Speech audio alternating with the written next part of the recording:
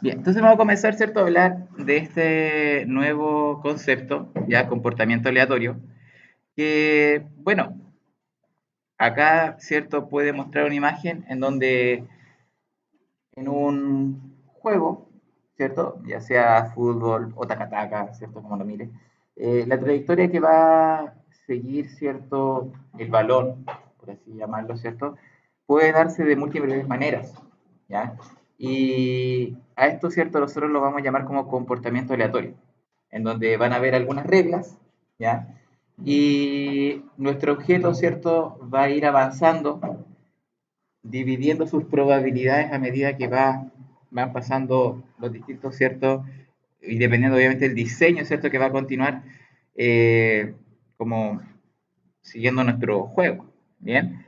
Ahora, asimismo, bueno, vamos a ir viendo cómo se distribuyen estos resultados a partir, ¿cierto?, de este contexto de eh, juego, ¿cierto? Comportamiento aleatorio. Ahora, la idea va a ser, como aquí se pregunta, ¿cómo determinar la mejor jugada? ¿Qué voy a elegir yo para tener una mayor probabilidad de éxito? Bien, y yo creo que lo que vamos a ver acá es que vamos a ver un juego, ya que yo creo que muchos lo han visto más de alguna vez, ya, y que es bien famoso en relación a estos mini casinos que hay de barrio, ya, en donde yo creo que más de alguno lo habrá jugado o lo ha visto cómo se juega, que es esta famosa tabla de Galton que se llama, ¿ya? Pero que ustedes tal vez lo habrán visto con otro nombre, ¿ya? Con algún juego más alusivo, más atractivo, ¿cierto? Que en donde uno lanza una bolita y tenía que ver dónde cae, ¿cierto? O en el espacio uno, 2, 3, 4, 5. Va a depender, obviamente, yo sé que hay unos que son más grandes, otros más pequeñitos, ¿cierto? Pero nosotros las vamos a ocupar hasta el momento de esta manera. Ya después vamos a ver ejercicios donde vamos a ver una tabla un poco más grande. ¿Ya? Esta tabla de Galton, ¿ya? O máquina de Galton, como también se le denomina, dice que consta de un tablero vertical con varias filas de clavos. ¿Ya? Eh, y se introducen bolitas en la parte superior para que caigan, ¿cierto? Rebotando aleatoriamente y depositándose y a medida que caen en los casilleros de la parte inferior. Y la imagen que tenemos acá a la derecha, ¿cierto? Muestra una máquina de Galton con 4 filas de clavos y 5 casilleros, ¿ya? Casillero uno, 2, 3, 4, 5, ¿ya? Ahora, la idea, el objetivo de esto es que nosotros sepamos relacionar y llegar como a concluir cuál es la probabilidad de que la bolita caiga en cada uno de estos casilleros, ¿ya? Ahora, y tratar de ir respondiendo a las preguntas como aparecen ahí. ¿Creen ustedes que todos los casilleros caerán aproximadamente la misma cantidad de bolitas? Si yo, por ejemplo, lanzara 10 bolitas, ¿ustedes creen que cabrían 2 bolitas en cada una? ¿O creen que en algún casillero cabrían más bolitas que en otros? ¿Qué creen ustedes? Ya, o sea, van a haber algunos destinos donde van a haber más bolitas y en otros donde van a haber menos. Ya, ya, se puede dar que todas lleguen con la misma cantidad, pero es difícil. ¿Ya?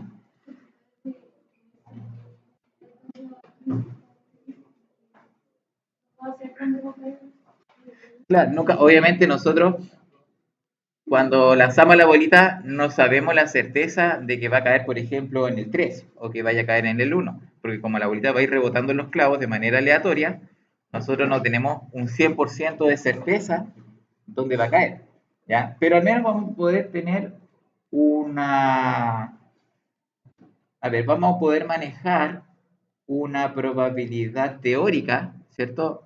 Que donde yo podía saber dónde es más probable que caiga y en dónde es menos probable que caiga. Ahora, eso no quiere decir que no va a caer ahí. ¿Ya? O sea, nosotros sabemos que si al menos hay un 0,5% de probabilidad de que caiga, puede caer. ¿Ya?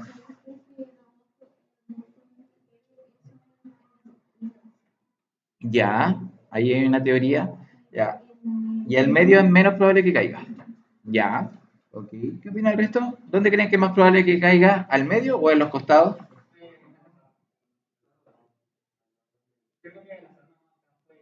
O sea, usted dice que en realidad todas tienen la misma probabilidad de que... Ya, o sea, hay una igualdad de probabilidades. Ya, el Pablo dice que es más probable que caigan a los costados. Ya. ¿Qué más? ¿Tiene alguna opinión distinta que opinan? Rose? O sea, usted opina que los del medio es más probable que a los costados. Ya, ok. ¿El Matías qué opina? ¿Dónde cree que van a caer las bolitas? ¿Al medio? ¿A los costados? ¿O da lo mismo? ¿Qué opina usted?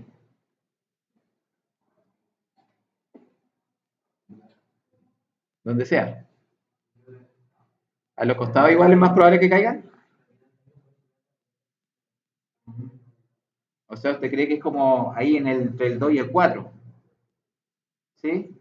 ¿Como entre el 2 y el 4 puede ser? Claro, sí, os pueden ir chocando los clavos, ¿cierto? Se tiene que ir variando. Bien, a ver, ¿y qué más falta? A ver, Juan Pablo, ¿qué opina usted? ¿Dónde cree usted que van a caer las bolitas? ¿Más uno y 5? Ya, ok. José, 2 y 4. Ya, ok. Bueno, lo importante de ahora es que nosotros aprendamos más o menos a ir viendo cómo se van distribuyendo ya estas probabilidades. Recordemos que cuando la bolita cae en el primer clavo, tiene 50 y 50 de probabilidades de que se vaya o a la izquierda o a la derecha, ¿cierto? Ya partiendo de ahí. Luego, esto es como un diagrama de árbol, ¿cierto? Después, cuando cae a una, tiene 50 y 50 de que se vaya a otro lado. Después, 50 y 50 de que se... Y así vamos a ir jugando hasta que nosotros podamos determinar las probabilidades que tengamos en esta máquina, ¿ya? Ahora, como lo podemos ver acá, tenemos una máquina solamente con 4 filas de clavos. Vamos a ver otras donde vamos a tener más filas de clavos, donde más se va a aumentar la probabilidad, ¿ya? O en realidad más se va a dividir la probabilidad, ¿ya?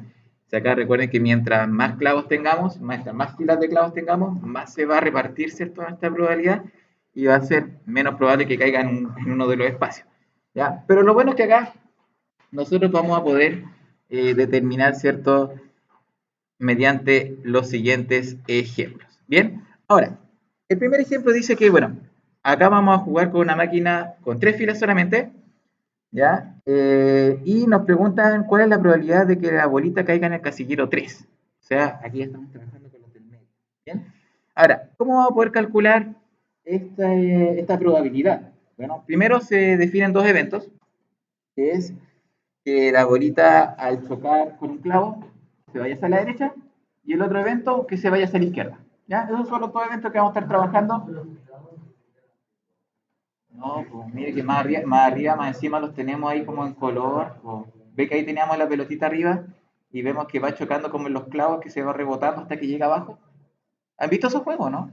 Sí, cierto, sí, son bien juegos de barrio ahí, son bien famosos. De hecho, hay algunos que tienen hasta una pelotita al medio que si cae al medio ahí, queda y se van pintando de colores. Y, está bien. Ya, eso mismo, esa misma máquina es la que estamos viendo acá. Ya, la diferencia es que tiene que llegar abajo. Ya, entonces acá tenemos nuevamente acá otra maquinita. Ahora tenemos unos clavos más grandes, más anchos, ¿cierto? Donde estas pelotitas tienen que ir rebotando, rebotando hasta llegar a uno de estos casilleros. Y tenemos que calcular la probabilidad de que la pelotita que caiga llegue al 3. ¿Ya? ¿Cuál es la probabilidad teórica? Ya nos vamos a decir que puede ser que caiga, puede ser que no. Vamos a calcular, ¿cierto? Esta probabilidad. ¿Ya? Ahora, vamos a ver dos eventos, ¿cierto? Dijimos que derecha, izquierda. Ya vamos a tener hacia los dos lados, ¿cierto? Donde se va ahí nuestra pelotita. Y vamos a representar en un diagrama los caminos posibles y su probabilidad en cada caso. Bien, ahora, dice que vamos a tener tres caminos posibles. Primero, que se vaya a la izquierda, después a la derecha y luego a la derecha. Y cae a la 3. ¿Ya? O sea, tenemos izquierda, derecha, derecha y cae al 3. ¿Ya? Ese es un camino. El otro camino que puede hacer es a la derecha, a la izquierda y luego a la derecha nuevamente. Y cae en el 3. Y el tercer camino, derecha, derecha, izquierda. ¿Sí? ¿Pueden apreciar los caminos, no? ¿Sí? Entonces, tres caminos, izquierda, derecha, derecha, derecha, izquierda, derecha, derecha, derecha, izquierda. Ahí tenemos tres caminos posibles, favorables, para que nuestra bolita caiga en el espacio 3. Ahora la tarea va a ser calcular cuántos caminos tengo, ¿sí? Porque ya por lo menos sé que tengo 3, ya 3 favorables. Ahora vamos a tener que calcular cuántos caminos tengo en total. Y acá abajito, nosotros vamos a tener algo un poco más aclaratorio, ¿ya? Donde vamos a ver cómo se va a distribuir esta probabilidad. ¿Bien? Ahora, ¿qué es lo que vamos a decir? Bueno, vamos a utilizar las reglas de la adición y la multiplicación para calcular la probabilidad de que la bolita caiga en el casillero 3. ¿Bien? Ahora, recordemos que la probabilidad de estos caminos posibles, sabemos que la probabilidad de que se vaya a la derecha es un medio y la probabilidad de que se vaya a la izquierda, perdón, a la derecha es un medio y a la izquierda es un medio. Si nosotros tenemos 3 caminos, tenemos que un medio, por ejemplo, el primer camino, un medio izquierda, un medio derecha, un medio derecha. O sea, tendría que multiplicar un medio por un medio por un medio. Eso me da un octavo. Más el otro camino, que sería un medio por un medio por un medio, que sería derecha, izquierda, derecha. También tenemos, ¿cierto? Otra vez un octavo. Y finalmente tenemos derecha, derecha, izquierda, que también sería un medio por un medio por un medio, y eso también me daría un octavo. Ahora, sumando, ¿cierto? Esos tres caminos, ¿ya? Sabemos que vamos a tener 3 caminos de un total de 8. Ahora, ¿cómo nosotros decidimos que son 8 caminos? Porque recuerden que cuando tenemos que elegir entre izquierda y derecha, estamos eligiendo entre una probabilidad de 0,5. ¿Ya? O sea, tengo la mitad de probabilidades que se vaya para un lado, la mitad de probabilidades que se vaya para el otro. Entonces, por eso tenemos que ir multiplicando un medio por un medio por un medio. Ahora, mientras más caminos, mientras más filas hayan, voy a ir multiplicando por un medio, por un medio, por un medio, y cada vez se va a ir duplicando la cantidad de caminos. ¿Ya? Por ejemplo, en este caso, nosotros tenemos una máquina con 3 filas de clavos. O sea, van a ser 8 caminos. Si yo tuviera 4 filas de clavos, serían 16. Y si yo tuviera 5 filas de clavos, tendría 32 caminos. Y si yo tuviera 6 filas de clavos, 64 caminos. O sea, cada vez se van a ir duplicando la cantidad de caminos. Bien, esa va a ser como la lógica que vamos a trabajar acá. Ahora, sabemos que la probabilidad de que la bolita caiga en el casillero 3 va a ser de 3 octavos, ¿ya? Y lo podemos ver en este esquema, ya que tenemos acá a la derecha, en donde vamos a ir viendo las probabilidades que vamos a ir teniendo. De hecho, lo vamos a dejar un poquito más grande para que lo vean. Aquí vamos a ir viendo las probabilidades que se van a ir distribuyendo a medida que va avanzando la bolita. Si se fijan, cuando toca el primer clavo, se divide y se distribuye la probabilidad en un medio y un medio. ¿Bien?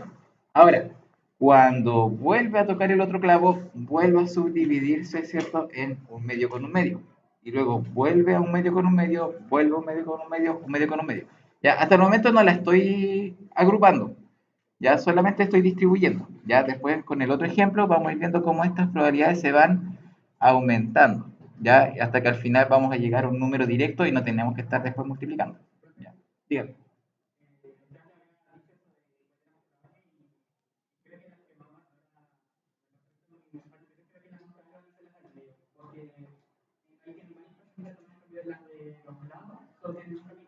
Claro, si nosotros vemos, la única forma en que llega al 1 es izquierda, izquierda, izquierda, izquierda.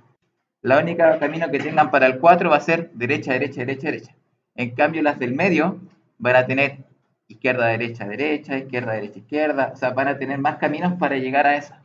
¿Ya? De hecho, era, claro, al contrario como muchos pensaban. Mientras más al centro tenga, en este caso, si yo hubiera tenido 5, la 3 es la que es más probable que la bolita caiga. ¿Ya? O sea, mientras más al centro voy teniendo ciertas posibilidades de que caigan, ahí es donde cierto tengo que apostar, porque es donde hay mayor probabilidad. Ahora no quiere decir que nunca va a caer en el 1 y que nunca va a caer en el 4. O sea, puede caer perfectamente, pero es una probabilidad. ¿Ya? Ahora, este trabajo sirve mucho para nosotros comprender lo que más adelante eh, tal vez alcancemos a ver, o quizás si no este año, el próximo año, que es respecto a la campana de Gauss, ya que es algo que se ve en estadística, ya en probabilidades, que es muy importante, es igual formas de distribuciones que tienen los espacios muestrales y que este ejemplo específico de la máquina de Galton nos ayuda a comprender de qué manera funciona, cómo se estructura mejor. ¿Bien? Ahora, entonces podemos decir y determinar de que tengo tres posibilidades de 8, ya tengo una probabilidad de 3 octavos de que yo al lanzar una bolita, esta justamente caiga en el espacio 3. Ya, eso es como lo que podemos determinar, ¿cierto? Como respuesta a nuestro problema. Ahora, como concepto, la tabla o máquina de Galton, ¿cierto? Nos permite reconocer el comportamiento de una distribución normal, ¿ya? Y los resultados corresponden a un experimento en la cual cada etapa carece de certeza con respecto a qué camino seguirá. O sea, tenemos una total independencia en qué camino va a tomar la bolita después de que pase de un piso a otro. ¿Ya? O sea, no porque caiga a la izquierda, después va a continuar a la derecha. O sea, perfectamente puede caer nuevamente a la izquierda, ¿cierto? Tenemos una incerteza en saber qué es lo que va a hacer. Por eso se llama paseo aleatorio. ¿Ya? Ahora, este paseo aleatorio, ¿cierto? Dice que es una caminata o un recorrido en el cual en cada paso o etapa se tienen varias opciones para continuar, pero no se tiene la certeza de cuál se tomará. ¿Ya? O sea, tenemos totalmente aleatorio. Si nosotros reproducimos, ¿cierto?, esa maquinita y la colocamos acá, no sabemos en realidad dónde va a caer y eso se va a dar solamente lo que es al azar. ¿Bien?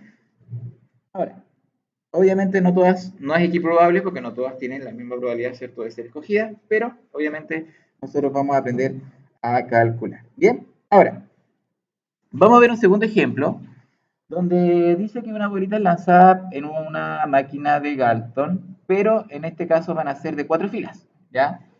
O sea, van a tener 5 casilleros de salida. Y nos pregunta cuántos caminos diferentes puede recorrer la bolita.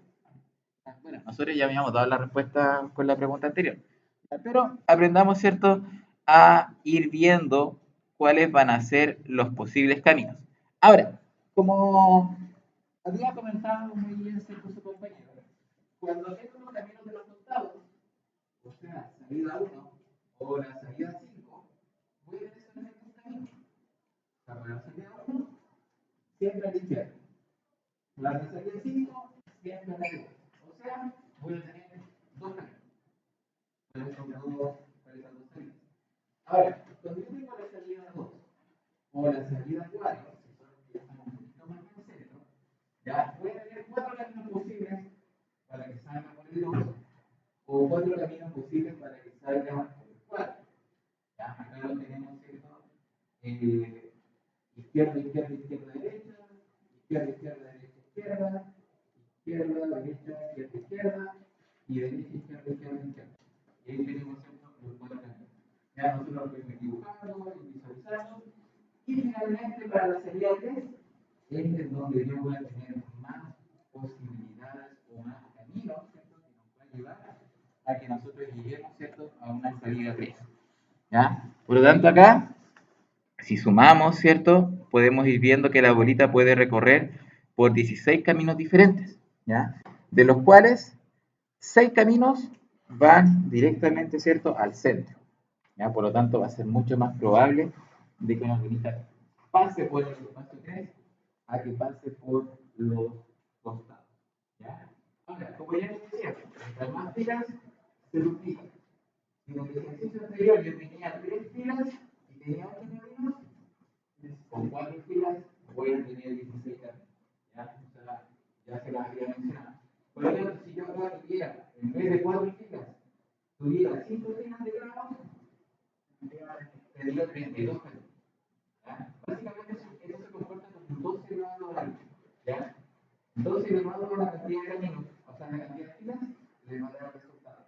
Teniendo 3 filas, 2 elevado a 3, 8. 2 elevado a 4, 16. 2 elevado a 5, 32.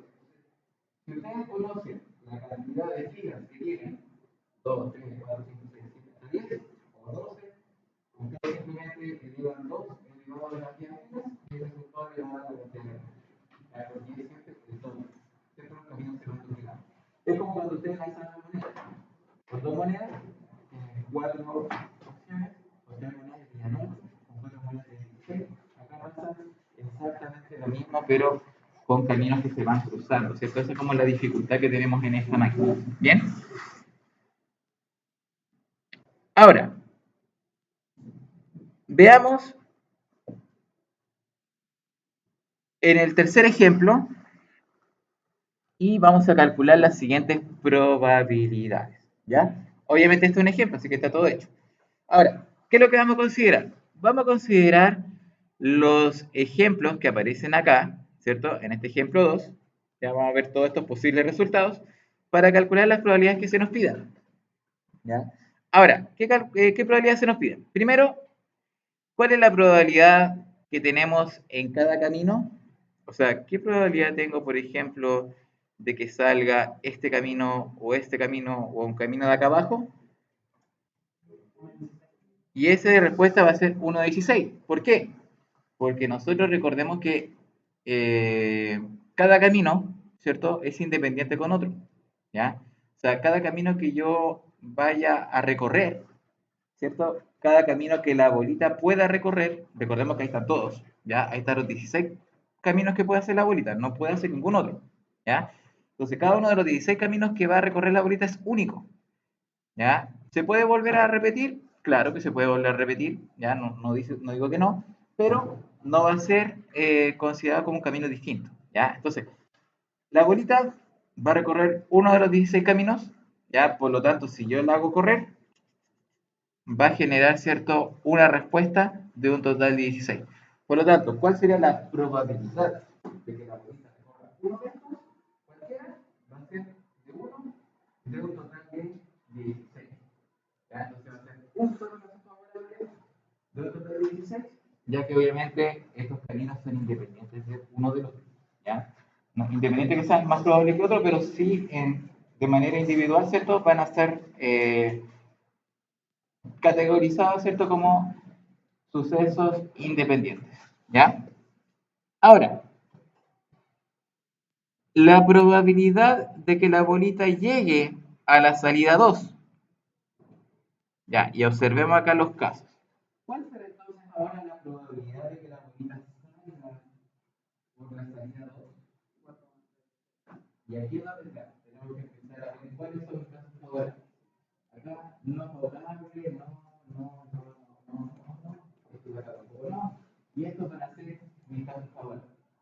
En donde solamente salgan por la salida 2. Entonces voy a tener 1, 2, 3, 4 casos favorables. De un total de 16. Entonces, voy a tener como respuesta 4 de 16, o 10 voy a simplificar y eso va a quedar en 4. ¿Ya? O sea, recuerden que acá en las probabilidades se va a basar mucho en lo que, bueno, la verdad no siempre va a lo que 4 de 16, ¿ya? Pero puede pasar que en las alternativas no esté el 4 de 16 y tengan que buscar una respuesta simplificada. Y allí en ese caso, lo que ustedes van a decir, un 4. ¿Ya? Pero son en esos casos, ¿ya? No en todos. ¿Ya? Entonces, la probabilidad, ¿cierto?, de que la bolita salga por el 2, hay 4 caminos diferentes, ¿ya? Por lo que la probabilidad de que la bolita llegue a la salida 2 es de 4 de 16.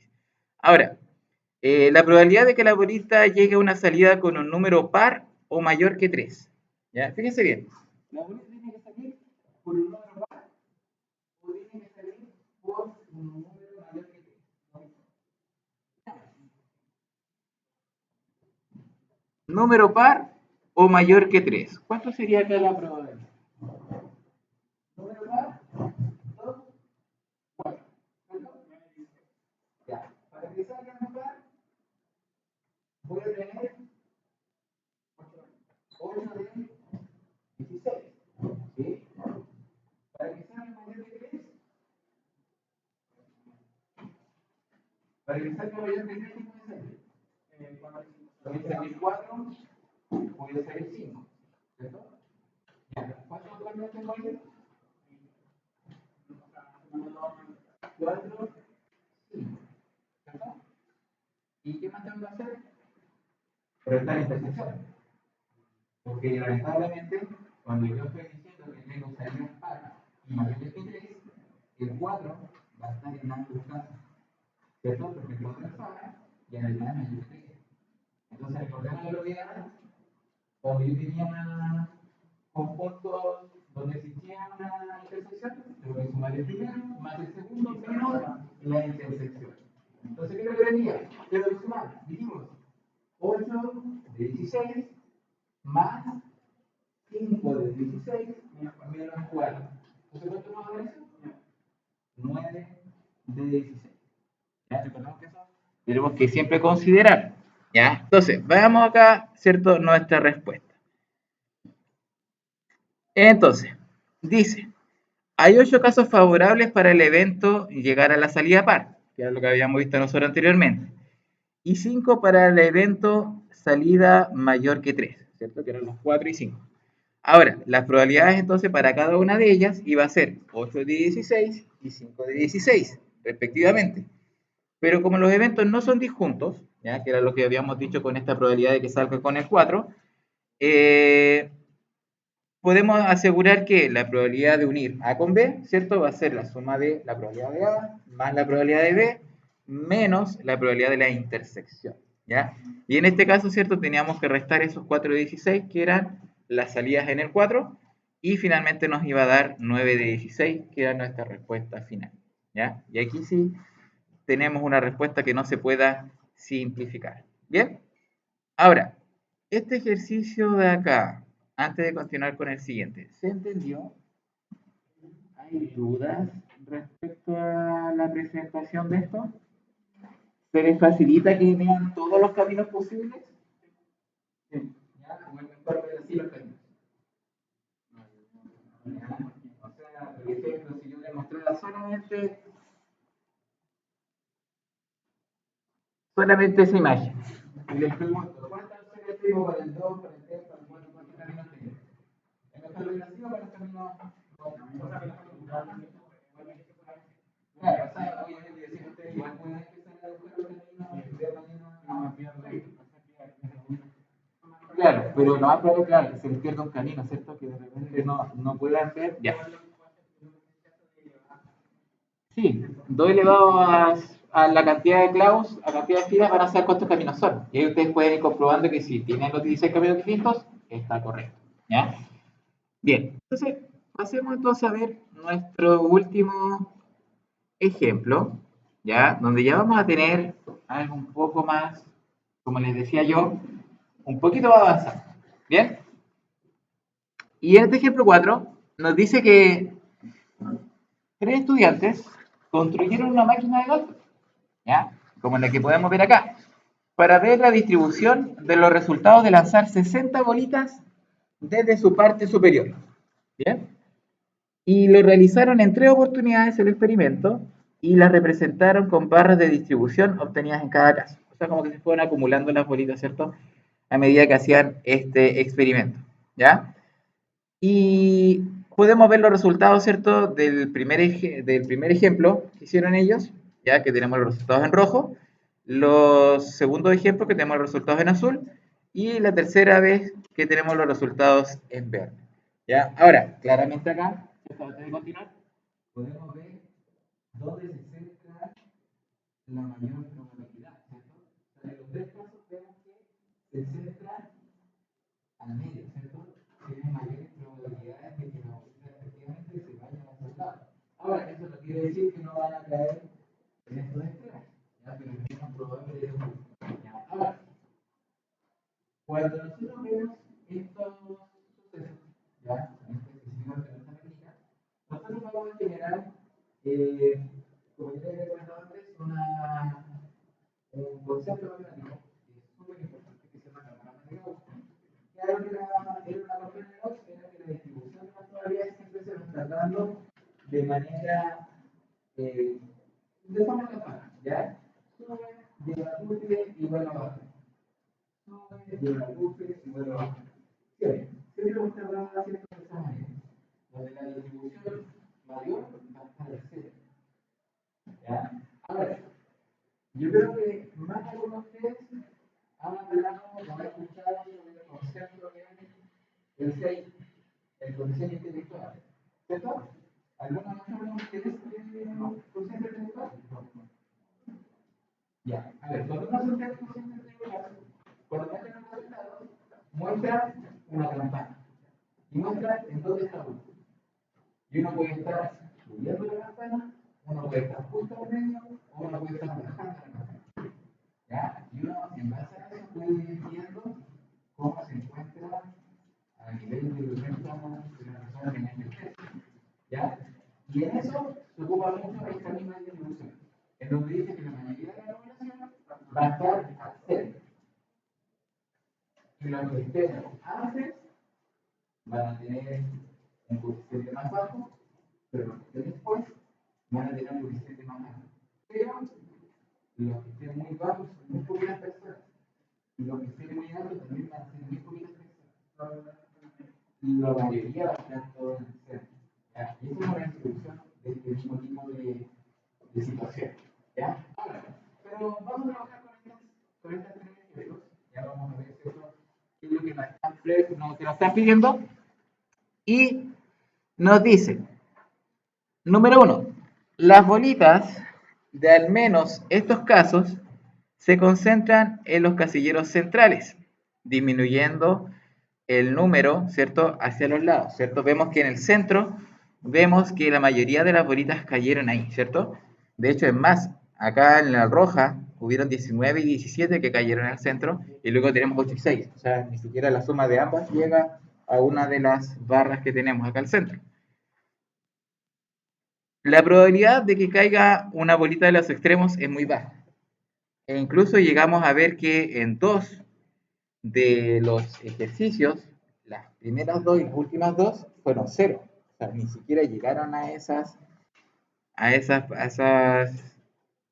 salidas. ¿Ya? Y si se traza una línea curva que represente la distribución de los resultados, tendrían una forma acampanada, que era lo que yo les estaba comentando en un comienzo, ¿cierto? Tenemos esta famosa mal ponderada campana de Gauss, que genera, ¿cierto?, algo casi cero, casi duro, que va a subir, va a llegar a la cúspide, va a volver a bajar y va a llegar también a algo casi cero. ¿Ya? Ahora, dependiendo de la distribución de los datos, va a haber algunas situaciones en donde, por ejemplo, la campana va a subir al tiro y va a bajar. Ahí tenemos una distribución hacia la izquierda. Después puede pasar al revés. Puede ir muy bajito, va a subir y va a bajar. Ahí tenemos una distribución hacia la derecha. O con una distribución normal, que es la campanita simétrica. ¿Cierto? Entonces ahí podemos ir viendo, bueno, eso lo vamos a ver incluso más adelante, ya, pero más o menos como para que vayan después acordándose, recordando, sí, yo el año pasado lo vi con una maquinita, ¿cierto? Y fuimos viendo estas formas acampanadas mediante estos ejemplos. ¿Bien? Ahora, acá tenemos un ejemplo donde se lanzaron 60 bolitas. Podemos realizar ejercicios en donde mientras más repite el experimento, vamos a ir viendo que más bien se va comportando nuestros resultados en torno, ¿cierto?, a lo que nosotros queremos llegar de manera teórica. Ya recordemos que estos son resultados experimentales. ¿Ya? Y la teoría es la que nosotros, ¿cierto?, vamos a estar trabajando de manera tal, ¿cierto?, de poder dar respuesta a algunas interrogantes. ¿Ya? Y acá vamos a ver una aplicación, ¿ya?, que podemos ir viendo de este tipo de problemas, ¿ya?, en donde nos dice que vamos a tener, bueno, no parecen tanto, pero ya, son tuberías, ¿ya? Imaginemos, ¿cierto? Son tuberías, ¿ya? En donde vamos a pasar 100 litros de agua, ¿ya? Van a pasar 100 litros de agua por estas tuberías, y nos van a preguntar, obviamente, qué recipiente es más probable que se llene primero, ¿ya? Y cuántos de litros de agua se estimaría que recibiría dicho recipiente, ¿ya? Entonces, observemos la imagen Y preguntémonos cuál creen ustedes que sería la recipiente que primero se va a llenar. El más rápido. El 3 llega al límite. Y si yo esos 100 litros de agua, ¿cuántos litros cabrán en el 3? De esos 100 litros, ¿cuántos llegarán al 3?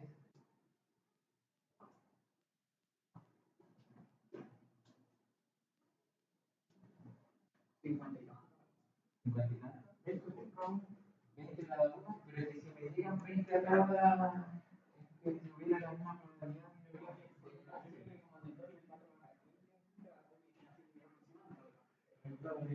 ya. ¿Y cómo voy a calcularlo yo? A ver, ¿cómo creen ustedes que podría calcular? Más que multiplicar.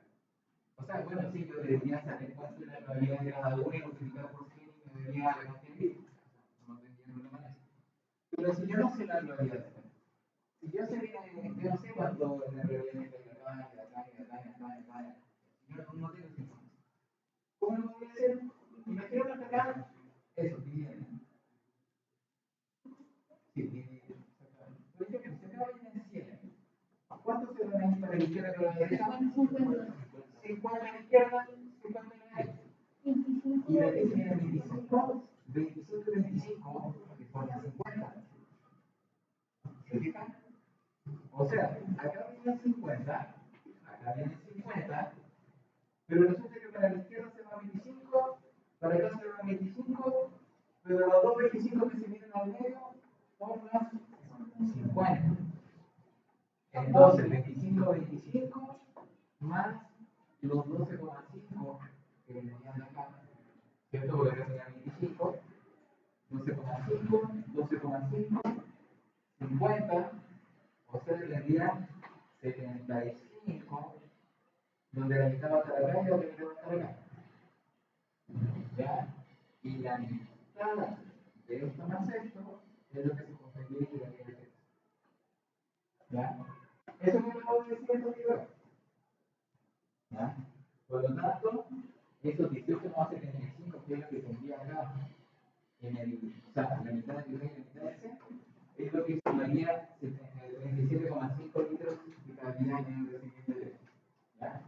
Ahora, obviamente, todo lo que estoy diciendo está en acá, ya de manera ordenada, con los números, ¿cierto? Para que vayan entendiendo por qué es un ejemplo, ¿ya? Pero después, recuérdenlo bien, vamos a tener que trabajar también nosotros en las actividades, ¿ya? Así que, pero para que sepan que está en libro, ¿ya? Esta actividad la vayan siguiendo. Entonces, expliquémosla bien. Como la cantidad, ¿cierto?, de agua se va dividiendo en dos en cada bifurcación, dice ahí, ¿cierto? En cada camino, ¿cierto?, que toma, en ninguna parte va a ir más agua que a la otra, ¿ya? El primer nivel, ¿cierto?, se divide 50 litros por cañería, al siguiente se divide en 25 por cada cañería, juntándose 50 litros en el A, como habíamos mencionado. Luego, siguiendo el mismo razonamiento, en los puntos B y C se juntan 37,5 litros y en cada caso se divide en dos apartados, aportando a la salida del recipiente 3 finalmente 37,5 litros. Análogamente, se puede calcular que para los recipientes 2 y 4 deberían llegar 25 litros a cada uno, y por último, los recipientes 1 y 5 recibirán solamente 6,25 litros. Por lo tanto, el recipiente 3 tiene más probabilidades de llenarse primero, con 37,5 litros aproximadamente. ¿Ya? Eso es al momento de vaciar 100 litros de agua. Si yo vacío 200, esto simplemente es el doble. ¿Sí? No, no tengo que hacer mayor cálculo, ¿cierto? Que multiplicar por todas las cantidades. ¿Bien? Ahora, esto es el contenido. ¿Ya? Esto es lo que nosotros tenemos que saber, es lo que nosotros tenemos que manejar, ¿cierto? Para realizar las actividades propuestas. ¿Qué actividades propuestas? Las que en primera instancia están acá, ¿ya? En donde vamos a ir viendo, ¿cierto? El comportamiento aleatorio, ¿ya? Primero utilizando la tabla de Galton, ¿ya? En donde, bueno, si algunos desean, pueden escanear este código QR y les va a llevar a una página en donde de manera interactiva pueden ir jugando, ¿cierto? Ir viendo cómo se va comportando, ¿cierto? Esta máquina, ¿ya? Donde tenemos que ir completando, ¿cierto? Los numeradores para ir calculando la probabilidad en cada caso. Ya recordemos que todo queda a partir de 16. Deje dejarlo más grande ahí para que pueda escanear si lo desea.